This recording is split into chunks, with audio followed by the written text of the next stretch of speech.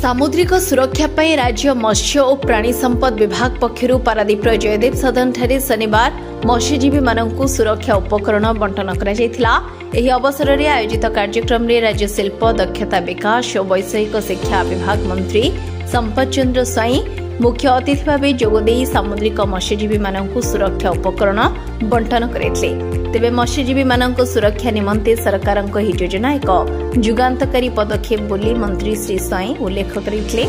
आमर समुद्र माछ चिंगुड़ी एवं अन्य सामुद्रिक खाद्यर चाहिदा विदेश में अधिक थिबा दृष्टि ओडिशार उपकूल अधिक माछ उत्पादन पर्याप्त सुजोग रही। मुख्यमंत्री मत्स्यजीवी कल्याण योजना, प्रधानमंत्री मत्स्य संपद योजना एवं सामुद्रिक मत्स्यजीवी कल्याण योजना माध्यम रे राज्य सरकार सामुद्रिक मत्स्यजीवी मानक विभिन्न प्रकार सहायता एवं प्रोत्साहन जोगाई देउछन्ते।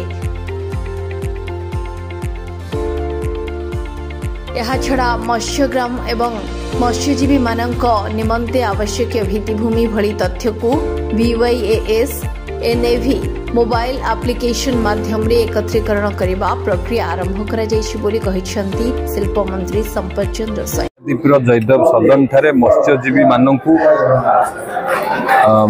सेफ्टी इक्विपमेंट डिस्ट्रीब्यूशन आज कार्यक्रम आयोजन करा जायतिला। सेमाने समुद्र को जेतेबेले माछ धरिबा को जाउचंती किबळी भाबरे सेफ्टी रो सह सेमाने जिबे सेति विभिन्न प्रकार सेफ्टी सामग्री तांकु आज आमे डिस्ट्रीब्यूशन कलु।